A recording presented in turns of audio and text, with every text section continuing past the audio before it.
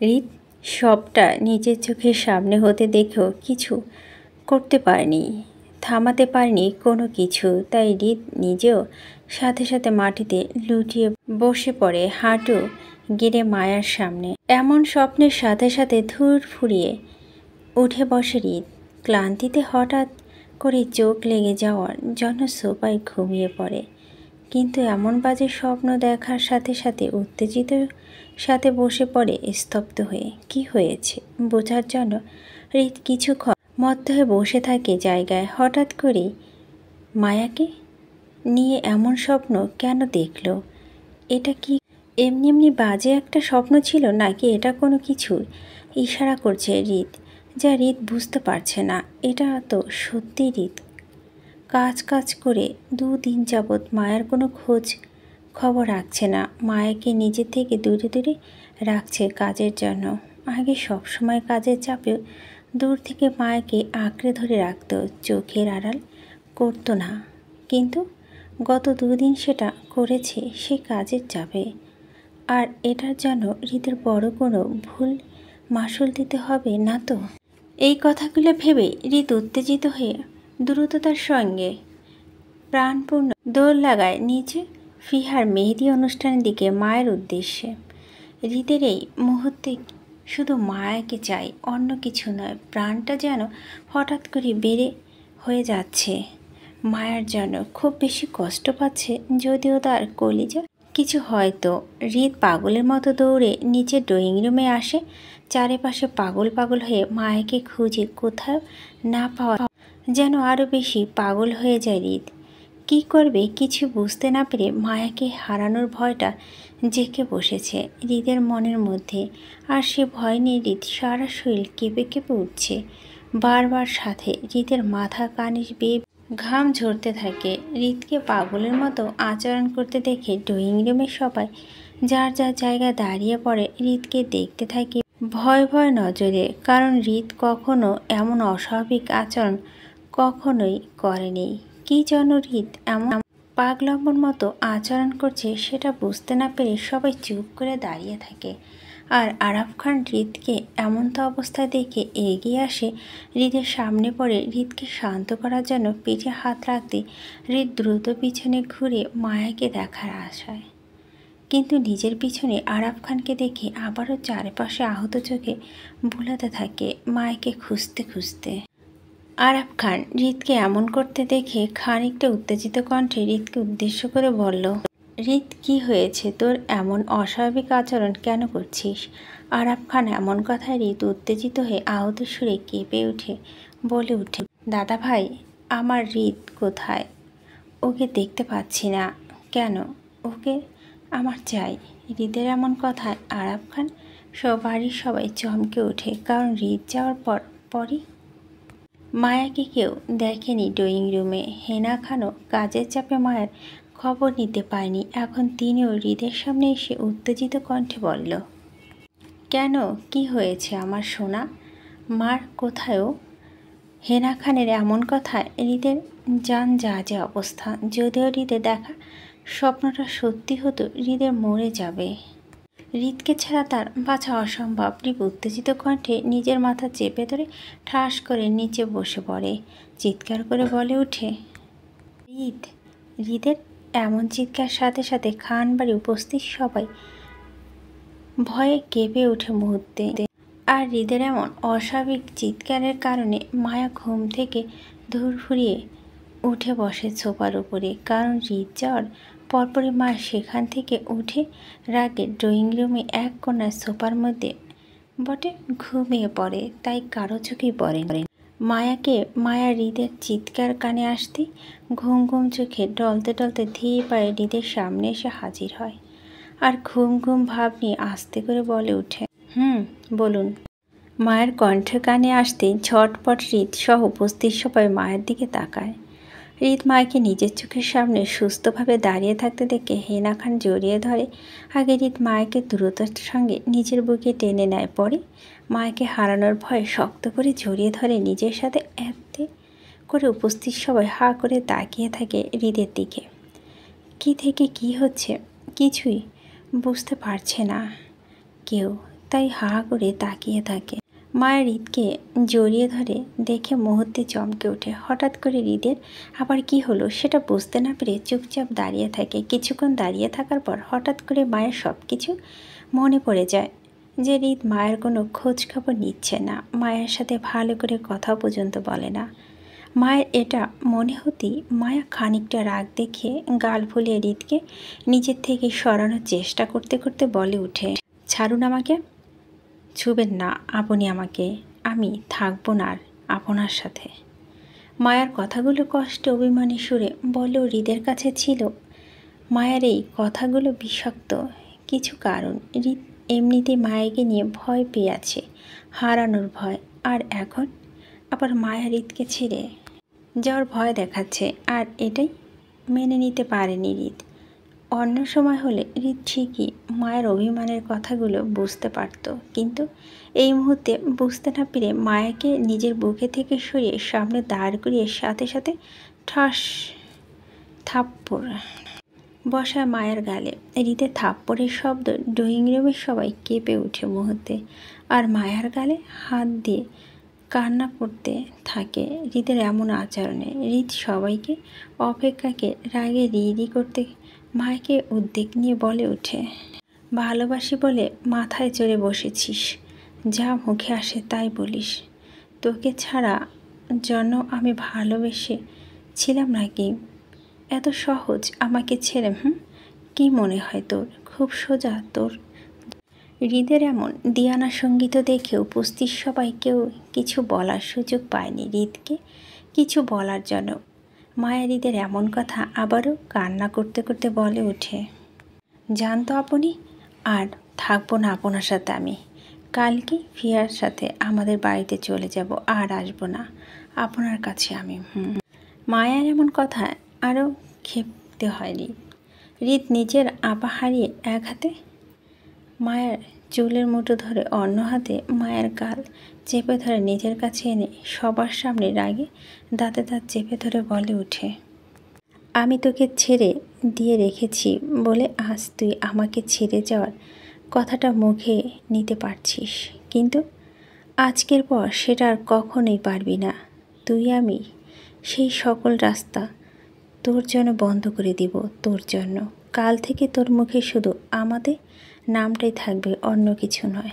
কথাগুলো বলে হৃদ কাউকে কিছু বলতে না দিয়ে মায়াকে কোলে তুলে নিয়ে নিজের রুমের দিকে হাঁটা ধরে, আর মায়া কান্না করতে করতে নিজের হাত পা ছুটাতে থাকে হৃদ থেকে বাঁচার জন্য। পিছন থেকে হেনা খান হৃদকে থামানোর জন্য ভয় কান্না কণ্ঠে বলে ওঠে, হৃদ আমার কথাটা শোন, আমার সোনামাকে মারিস না, ও কিছু বুঝতে পারেনি তাই তো এইভাবে বলেছে। মায়া তোকে আর এমনটা বলবে না, তুই আমার সোনামাটাকে আমার কাছ থেকে নিয়ে যাস প্লিজ। কথাগুলো বলতে বলতে হেনা খান হৃদের পিছন পিছন যেতে নেবে, তার আগে আরাফ খান হেনা খানের পথে আটকায় হৃদের পিছনে যাওয়া থেকে। পরে হেনা খানকে সান্ত্বনা দিয়ে বলে, হৃদ মায়াকে কোনো কষ্ট দিয়ে আঘাত করবে না, এটা নিয়ে চিন্তিত থাকতে, আর ওদের দুজনের কিছুটা সময় একা ছেড়ে দিতে। আরাফ খানের এমন কথা হেনা খান কিছুটা শান্ত হয়ে যায়। হৃদ যাওয়ার দিক করুণ দৃষ্টিতে তাকিয়ে থাকে। মায়াকে কোলে করে নিজের রুমে প্রবেশ করল হৃদ। মায়াকে নামিয়ে বাম হাতে রুমের দরজা লক করল। ছটফট করা মায়া চলে যেতে নিল ওকে দেয়ালের সাথে চেপে ধরে শক্ত করে। মায়া হৃদের এমন কাজ খানিকটা ভরকে গিয়ে কান্না করতে করতে কিছু বলতে যাবে, তার আগে হৃদ মায়ার গলা নিজের মুখ গুজায় কিছুক্ষণ তাকিয়ে থেকে। আকস্মিক ঘটনা মায়া চমকে উঠে সাথে সাথে নিজের দুহাত দিয়ে হৃদের কাঁধে শার্ট আঁকড়ে ধরে দু পা উঁচু করে। হৃদ নিজের দুহাত মায়ের শাড়ির ভিতরে দিয়ে ঢুকে মায়ের কোমর শক্ত করে জড়িয়ে ধরে নিজের সাথে মায়াকে উঁচু করে তুলে ধরে হৃদ দেখা ভয়ঙ্কর স্বপ্নটার সাথে মায়ার বলা কথাগুলো হৃদকে ভিতর থেকে নাড়িয়ে তুলে মায়াকে হারানোর ভয়টা।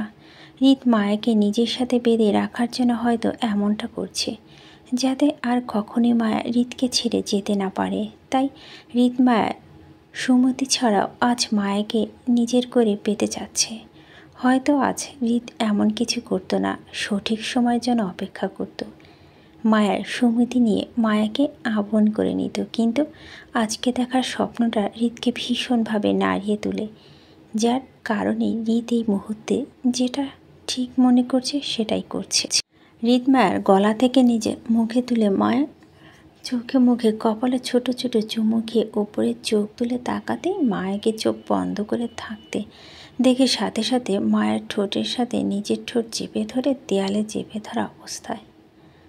হৃদের এমন কাজে মায়ার সাথে সাথে নিজের দু চোখ তুলে বড় বড় করে তাকিয়ে থেকে হৃদের শার্টের কলার আর শক্ত করে খামচি দিয়ে ধরে চোখ বুজে হিসকে আবার বন্ধ করে ফেলে শিহরিত হয়ে হৃদ নিজের কাজে ব্যস্ত থাকে অবস্থায় খানিকটা সময় বাদে মায়া প্রাণপূর্ণ শক্তি দিয়ে হৃদকে ধাক্কা দিয়ে নিজে থেকে দূরে সরিয়ে দেয়। আকস্মিক ঘটনায় হৃদ তাল সামলাতে না পেরে কয়েক কদম পিছিয়ে যায় মায়ার থেকে। মায়া হঠাৎ ধাক্কা হৃদ রেগে দাঁতে দাঁত চেপে ধরে রক্ত চক্ষু করে মায়ের দিকে তাকায়। মায়া হৃদের দিকে তাকিয়ে থেকে এক হাত দিয়ে নিজের ঠোঁট মুছতে চাপে, তার আগেই হৃদ মায়াকে নিষিদ্ধ সুরে রেগে দাঁতে দাঁত চেপে বলে ওঠে, আই শিওর বউ, তুই এখন ঠোঁটে হাত দিবি তো? তোর ঠোঁট আর ঠোঁট থাকবে না, সারা রাতও ছাড় পাবি না তুই আমার কাছ থেকে, যদি ঠোঁট মুছবি তো। হৃদের এমন কথায় মায়া মুহূর্তে ভরকে গিয়ে হৃদের দিকে করুণ দৃষ্টিতে তাকায়। হৃদ হঠাৎ করে কেন এত রাগান্বিত হয়ে আছে সেটা বুঝতে না পেরে মায়া হৃদের দিকে তাকিয়ে থেকে কটমটো করতে করতে বলে ওঠে, আপনি আমার সাথে এমন করছেন কেন? আমি কি করেছি? আমাকে যেতে দিন, থাকবো না আমি আপনার সাথে। কথাগুলো বলে মায়ের সাথে সাথে হৃদের রুম থেকে যেতে নেবে, তার আগেই হৃদ মায়ের শাড়ির আঁচলে এক হাতে চেপে ধরে সাথে সাথে উল্টো ঘুরে ধাক্কা দিয়ে আবারও দেয়ালে ফেলে দেয় আর নিজের হাতে থাকা মায়ের শাড়ির আঁচলটা ধরে রেগে টেনে খুলতে নেবে, তার আগে মায়া নিজের শাড়িতে দুহাতে আঁকড়ে ধরে হৃদকে দ্রুততার সঙ্গে বলে ওঠে, আরে আরে কি করছেন আপনি? আমার শাড়ি টানছেন কেন? এই শাড়িটা আমার দাদি দিয়েছে, এটা কিন্তু আপনার দেওয়া শাড়ি নয়, এটা দাদির শাড়ি। মায়ের এমন ভিত্তিহীন কথায় হৃদ বিরক্ত নিয়ে মায়ের দিকে তাকিয়ে থেকে শাড়ি টেনে খুলতে খুলতে বলে ওঠে, দাদির শাড়ি বলে খুলে ফেলবো, রাখবো না। কথাগুলো বলে হৃদ মায়ার শাড়ির আঁচল ধরে টান দিয়ে খুলে ফ্লোরে ফেলে দেয়। পরে এক এক করে নিজের শার্টের বোতামগুলো খুলতে থাকে। মায়ের দিকে তাকিয়ে থেকে মায়া হৃদের এমন কর্মকাণ্ডগুলো কিছুতেই বুঝতে না পেরে এক ফ্লোরে পরে থাকা শাড়িটার দিকে তাকিয়ে থেকে আবারও হৃদের দিকে তাকায়। পরে হৃদকে নিজের শার্ট খুলতে দেখে মায়া ভুরু কুচকে বলে ওঠে, আপনি শার্ট খুলছেন কেন? আপনার শার্টটা কি দাদি দিয়েছে? মায়ের এমন বোকা বোকা কথায় হৃদ বিরক্ত নিয়ে নিজের গায়ে শার্ট ফ্লোরে ছুঁড়ে ফেলে বলে ওঠে, তোমার আমার সব কাপড় দাদি দিয়েছে, তাই সব খুলে ফেলে দিব, একটাও রাখবো না। হৃদের এমন কথায় মায়া চিন্তিত সুরে বলে ওঠে, তাহলে আমি পরব কি? আজ না পরেই থাকবে তুমি? কাপড় ছাড়া আমাকে ভালো লাগবে না তো। মায়ের কথাগুলো শেষ করতে করতে হৃদ মায়ের কাছে এসে সাথে সাথে মায়াকে কোলে তুলে নিয়ে মায়াকে বলে ওঠে, তোমাকে কেমন লাগবে কাপড় ছাড়া সেটা কাল সকালে বলবো, এখন চুপচাপ থাকো। হৃদ কথাগুলো বলতে বলতে মায়াকে বেডের মধ্যে শুয়ে দেয়। পরে এক হাত বাড়িয়ে রুম লক করার রিমোট দিয়ে দরজা বন্ধ করে দিয়ে মায়ের ওপর নিজের শরীরের ভর ছেড়ে দিয়ে মায়ের গলায় মুখ গুজে চুমু খেতে থাকে। মায়ের দুহাতে বিছানা চেপে ধরে। মায়ের হৃদের এই করুণ রূপ দেখে ভয় পেয়ে যায় সাথে সাথে, তাই নিজেকে হৃদ থেকে বাঁচানোর জন্য ছটফট করতে করতে বলে ওঠে, আপনি এমন করছেন কেন? মায়ের বাকি কথাগুলো শেষ করার আগে হৃদ আবারও মায়ের ঠোঁটে আঁকড়ে ধরে সফটলি ভাবে। হৃদ সকল ভয় পিছনে ফেলে মায়াকে নিজের করে নিচ্ছে। মায়া ক্ষণে ক্ষণে পাগলামো করলেও হৃদ সামনে নিচ্ছে সমানভাবে। হৃদ মায়ের সকল পাগলামো জয় করে আপন করে নিচ্ছে গভীরভাবে। হৃদ মায়াকে নিয়ে মেতে উঠেছে আদিম খেলায়। আজ রাতটা হৃদের রাত। আজ রাতটা হৃদ মায়ের ভালোবাসা পূর্ণতা পাওয়ার রাত। আজ রাতটা হৃদের সুখের রাত, সকল চাওয়া পাওয়া পূর্ণতা পাওয়ার রাত। হৃদের বুকে এলোমেলো হয়ে ঘুমান্ত অবস্থায় শুয়ে আছে মায়া। ঘড়ির কাঁটা 9টা ছুঁই ছুঁই হলে ঘুমের রেশ কাটতে পারছে না মায়ার। হৃদ সারা রাত ভর মায়াকে নিজের বুকে আলগিয়ে রেখে জাগ্রত অবস্থা কাটিয়েছে। মায়াকে আপন করে নিলেও স্বপ্নের ভয়ে রেশটা এখনও কাটাতে পারেনি হৃদ। হৃদের কাছে সব কিছু সন্দেহজনক মনে হলেও হাতে যথেষ্ট তার প্রমাণ না থাকায় আপাতত বউকে কোনোভাবে নিজের কাছ থেকে দূরে রাখতে চাচ্ছে না। অজানা শত্রু হৃদ কিছু করতে না পারলেও তার বউয়ের ক্ষতি করতে বিন্দুমাত্র পিছু পা হবে না, বরং আরও সুযোগ সন্ধানী হয়ে ঘুরে বেড়াবে। কবে হৃদ মায়াকে নিজের কাছ থেকে দূরে রাখবে, তা কখনো সেই সুযোগটা কাছে রাখবে। হৃদ মায়াকে নিজের দুহাত জড়িয়ে ধরে এই সকল চিন্তাভাবনা করতে থাকে, সাথে এটাও ভাবতে থাকে বউ তার এখন ঘুম থেকে উঠতে সবাই আগে পাগলামো করা শুরু করবে কাল রাতের জন্য।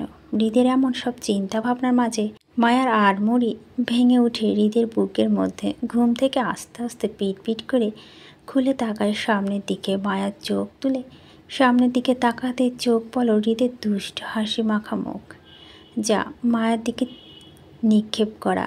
কাল রাতে কি হয়েছে সেটা ভুলে গিয়ে মায়া হৃদের দিকে ঘুম ঘুম চোখে তাকিয়ে থেকে দুহাত উঁচু করে হামি দিতে দিতে আস্তে করে উঠে বসে, গায়ে চাদরটা ফেলে দিয়ে। পরে বসা অবস্থায় ঘুম ঘুম চোখে কিছুক্ষণ মত্ত হয়ে বসে থেকে এক হাতে নিজের মাথা চুলকাতে চুলকাতে চারপাশ তাকিয়ে থেকে রুমটা পর্যবেক্ষণ করতে লাগে।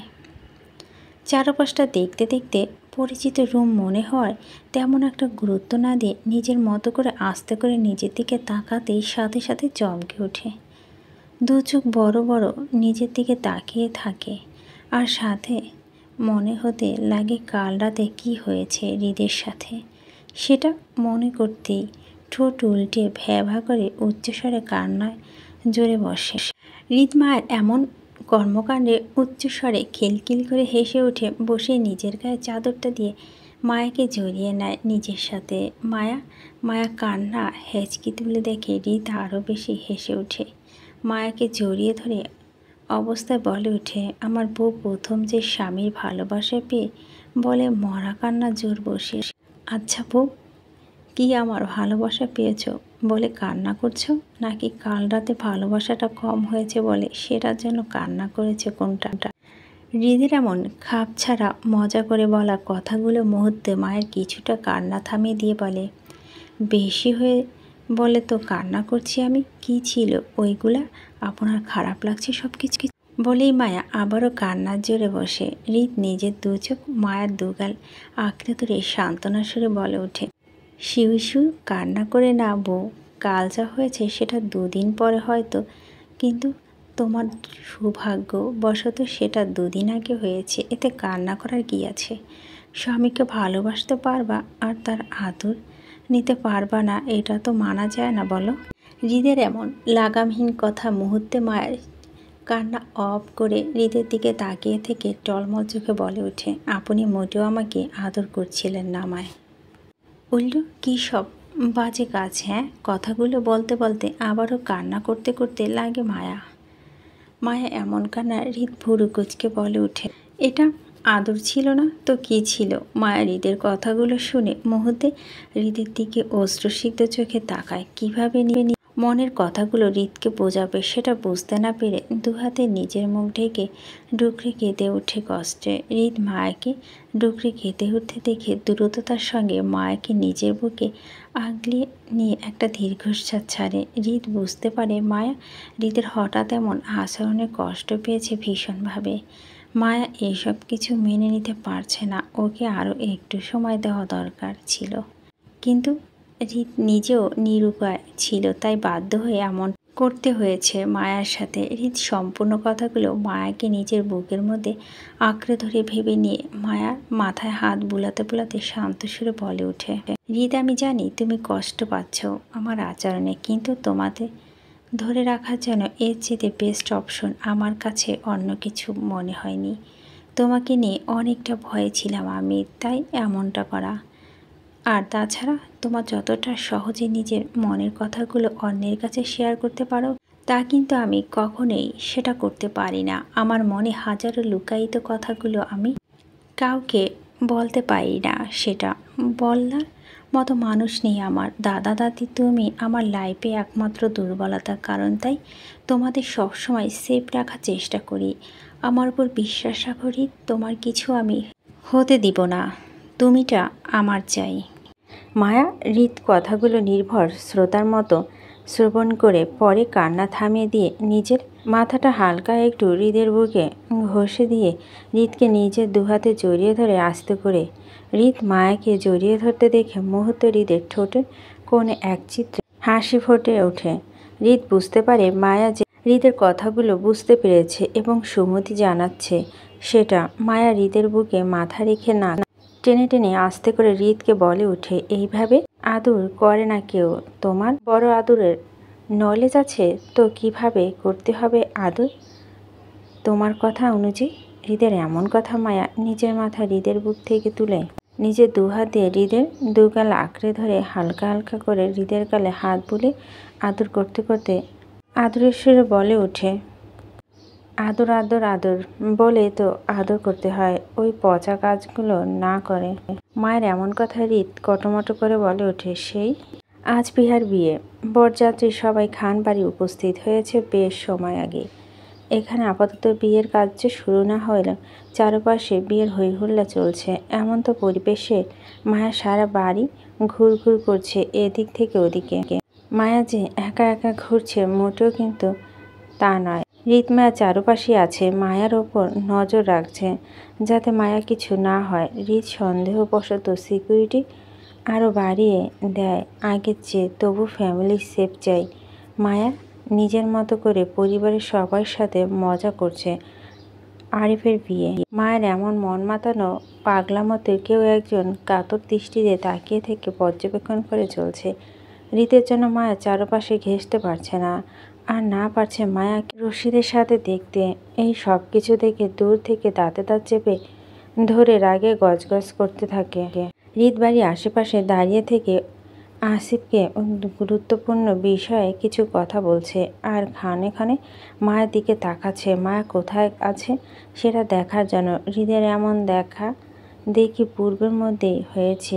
একটা 3 বছরের বাচ্চা ছেলে হৃদের সামনে দাঁড়িয়ে থেকে হৃদের আঙ্গুল ধরে টেনে নিচে নিয়ে ইশারা করে। হঠাৎ করে হৃদের আঙ্গুল কারো স্পর্শ পেয়ে হৃদ মুহূর্তেই চমকে উঠে দ্রুত নিচের দিকে তাকায়। পরের চোখের সামনে এই 3 বছরের ছেলেকে দেখতে পেয়ে ভুরু কুচকে তাকায় ওর দিকে। হৃদকে ভুরু কুচকে তাকাতে লই আসিফ সাথে সাথে নিচে বাচ্চাটির দিকে তাকায়। পরে হৃদ আসিফকে ইশারা করতেই আসিফ দ্রুততার সঙ্গে বাচ্চাটির সামনে হাঁটু গেড়ে বসে পড়ে। বাচ্চাটির মাথায় নিজের আদুরি হাতটা বুলিয়ে দিয়ে আদুরের সহিত বলে ওঠে, কি ব্যাপার বেবি সোনা, কি চাও এখানে? আম্মু কি হারিয়ে ফেলেছে নাকি? আসিফের এমন কথায় বাচ্চাটি মাথা নাড়িয়ে না করে বলে ওঠে, না তামি আম্মু তাবো না, এত একটা আঙ্কেল এখানে আসতে হয়েছে।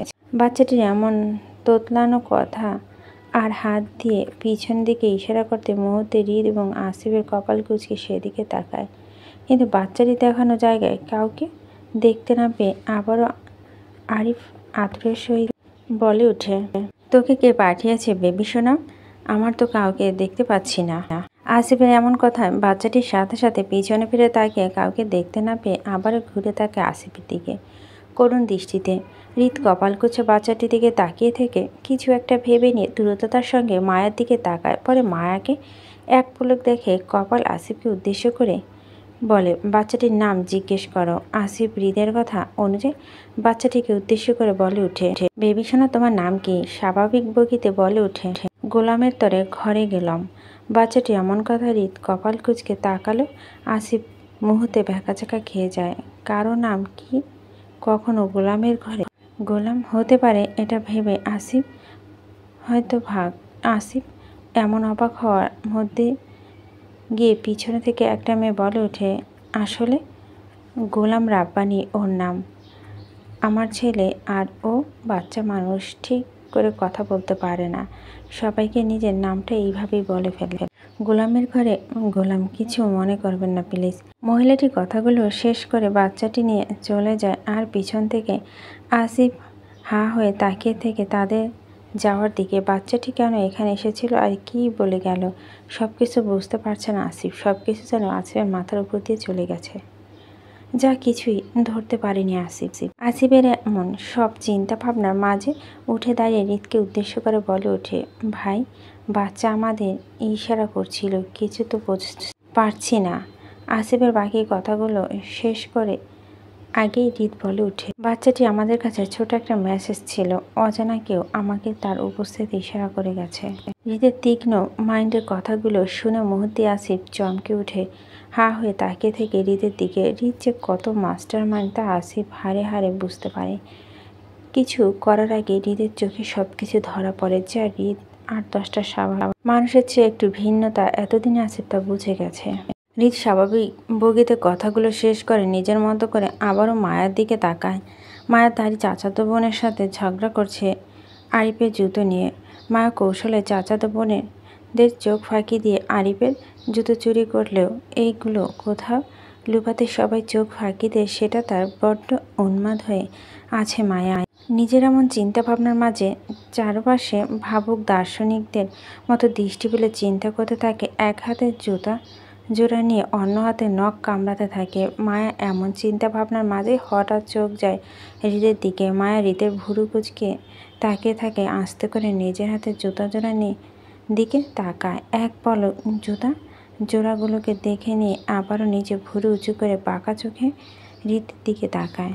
কিছুক্ষণ তাকিয়ে থাকার পর হঠাৎ করে মায়া ঠোঁট প্রসারিত করে হেসে ওঠে। নিজের এত চিন্তা ভাবনা শেষ করতে পেরেছে বলে আর কোনো দিক না তাকিয়ে সোজা হৃদের বরাবর দৌড় লাগায়। মায়া হৃদের সামনে হাসি মুখে দাঁড়াতে হৃদ তীক্ষ্ণ দৃষ্টিতে তাকায় মায়ের দিকে। মায়া এক হাতে জুতো জোড়া দেখে কিছু না বলে চুপচাপ দাঁড়িয়ে থাকে হৃদ, কারণ হৃদ শুরু থেকে মায়াকে লক্ষ্য করেছে। মায়া বড্ড টেনশনে আছে আরিফের জুতো নিয়ে। নিজের বোনদের সামনে হাঁটতে চায় না বলে সে কখন থেকে জুতা চুরি করে এইগুলো নিয়ে টেনশনে ভুগছে। হৃদ এত কিছু দেখেও মায়াকে কিছু বলেনি, কারণ এটা একটা বাঙালি প্রথা, তাই সে চুপচাপ দাঁড়িয়েছিল। কিন্তু এখন মায়াকে নিজের সামনে জুতো নিয়ে হাজির হতে দেখে তীক্ষ্ণ দৃষ্টিতে তাকায় হৃদ। মায়া কি করতে চাইছে সেটা দেখার জন্য মূলত হৃদের চুপচাপ থাকা মূল কারণ। মায়া হৃদের দিকে ঠোঁট প্রসারিত করে হেসে উঠে ঠাস করে হৃদের পায়ের কাছে বসে পড়ে। এত মানুষের সামনে হৃদ কিছু বলতে যাবে তার আগে মায়া হৃদকে কিছু বলতে না দিয়ে সাথে সাথে হৃদের পায়ে থেকে হৃদের জুতো খুলে নিয়ে নিজে চুরি করা আরিফের জুতো জোড়া পরিয়ে দিয়ে হৃদ। মায়ের এমন কাজ আসিফ হা হয়ে তাকিয়ে থেকে মায়ের দিকে। হৃদ কখনো নিজের ব্রাঞ্চ ছাড়া অন্য কারো টিস্যু স্পর্শ করে না, সেখানে অন্যজনের ব্যবহারকৃত জুতা হৃদকে কি সুন্দর পরিয়ে দিল। আর সেটা নিয়ে হৃদ কোনো রকম রিয়াক্ট না করে বইয়ের কাজে সুমতি জানাচ্ছে। আসিফের এমন সব চিন্তা ভাবনার মাঝে মায়া হৃদের জুতো নিয়ে উঠে দাঁড়ায়। হৃদকে উদ্দেশ্য করে বলে ওঠে, আপনি কিন্তু একদমই আমার চুরি করা জুতো জোড়া নড়চড় করবেন না কেমন? এইগুলো আরিফ ভাইয়ের জুতা, আমি চুরি করে এনেছি। আমাকে ৫,০০০ টাকা দিবে, এই জুতাগুলো পাবে, নয়তো খালি পায়ে থাকবে। আমার বোনদের কেউ দিবেন না কেমন? মায়ের এমন কাজে হৃদ খানিকটা ইতস্তত বোধ করে নিজের পায়ের দিকে তাকিয়ে থেকে আবারও মায়ের দিকে তাকায়। মায়ের মুখে হাসি দেখে হৃদ কিছু না বলে মুহূর্তে চুপ হয়ে যায়। হৃদ ব্র্যান্ড ছাড়া কখনো অন্য কিছু কখনোই পরে না, আর একই জুতা দ্বিতীয়বার পরা তো দূরের চোখের সামনে থাকে না। হৃদের পার্সোনাল সেক্রেটারি সরিয়ে রাখে হৃদের পছন্দ না বলে, কিন্তু আজকে মায়ের ঠোঁটের ওপর হাসিটা বজায় রাখার জন্য হৃদ চুপ থাকে। হৃদ চুপ থাকলেও মায়া বোকা বোকা কথায় মুহূর্তে আসিফের চুপ থাকতে পারছে না। তাই আসিফ কৌতূহল নিয়ে মায়াকে উদ্দেশ্য করে বলে ওঠে, ৫,০০০ টাকার জন্য এত কষ্ট করছেন ভাবি? আপনি চাইলে ৫,০০০ কেন ৫ কোটি টাকা পাবেন এই মুহূর্তে। ভাই দিবে আপনাকে। এখন আর আপনি সামনেই কয়টা টাকার জন্য ভাইকে সামিল করছেন জুতো চুরিতে? আপনার হাতে যে ভাইয়ের এই জুতাগুলো আছে সেটারও দাম জুতোগুলো থেকে ৩০ গুণ বেশি হবে। আর আপনি আসিফের বাকি কথাগুলো শেষ করার আগে মা আসিফ হৃদের জুতোগুলো দিতে দিতে বলে ওঠে, তাহলে আপনি আপনার ভাইয়ের জুতাগুলো রেখে দিন, এইগুলো দিয়ে আমি কি করব? আর ৫ কোটি টাকা লাগবে না, আমার ৫,০০০ টাকা লাগবে। তা এই জুতো জোড়া থেকে বুঝতে পারছেন আপনি? রিত মায়া আসিফের কথোপকথন শুনে হালকা মুচকি হাসে, কারণ আসিফ মায়াকে খানিকটা টাকার ভাষা বোঝাতে চাইছে, যা কোনো কালে মায়া বুঝে উঠতে পারবে না। মায়া টাকার ভাষা বুঝে না, মায়া ভালোবাসার ভাষা বুঝে, তাই এত শত বুঝি বরাবরের শূন্যতে ফলাফল থাকবে। রিত আসিফকে কিছু না বলে চুপচাপ দাঁড়িয়ে থাকে, আর আসিফ রিদের জোতা জোড়াগুলো হাতে নিয়ে মায়ার কথা পাল্টা উত্তরে বলে ওঠে, তাহলে আপনি আরও বেশি চান ভাবি? 5 লাখ চান আপনার ভাইয়ের থেকে এই জুতা জোড়া যেন? তাহলেই তো হয়। মায়া আসিফের আজগুবি কথা শুনে মুহূর্তে রেগে যায়। কখন থেকে উল্টোপাল্টা কথা বলছে সামান্য জুতা জোড়ার জন্য?